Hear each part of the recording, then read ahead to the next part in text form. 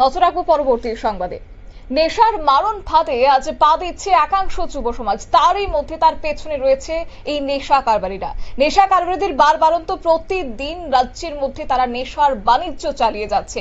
ঠিক সেই সময়টাতে দাঁড়িয়ে এবার রাজ্য পুলিশের তৎপরতা, বিশেষ করে নেশা বিরোধী অভিযান চালানো হচ্ছে গোটা রাজ্য জুড়ে। গোপন খবরের ভিত্তিতে ফের একবার নেশা বিরোধী অভিযান মতিনগর এলাকা থেকে সুকু মিয়া নামের এক ব্যক্তিকে গ্রেপ্তার করেছে পুলিশ, এবং জানা গেছে ইয়াবা ট্যাবলেট, হেরোইন সহ বিভিন্ন নেশা সামগ্রী তার কাছ থেকে আটক করা হয়েছে, উদ্ধার হয়েছে। আমতলী থানার পুলিশ তার কাছ থেকে উদ্ধার করেছে এই সমস্ত নেশা জাতীয় ট্যাবলেটগুলি। পাশাপাশি সুকু মিয়া নামের সেই ব্যক্তিকে আটক করে আমতলী থানায় নিয়ে আসা হয়েছে। কি রয়েছে পুলিশের পক্ষ থেকে, বক্তব্য শুনুন।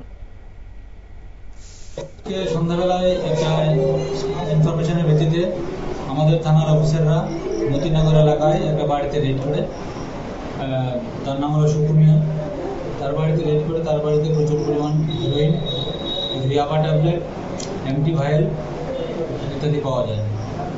তো আমরা এনডিপিএস আইনের সমস্ত রেসিপি ফলো করে আমরা এগুলো সিজার করেছি, যেখানে পাওয়া যায় 33 গ্রাম হেরোইন, 130 গ্রাম ইয়াবা ট্যাবলেট এবং প্রায় 2 প্যাকেট, বড় 2 প্যাকেট এমটি ভাইল তার কাছ থেকে উদ্ধার করেছি।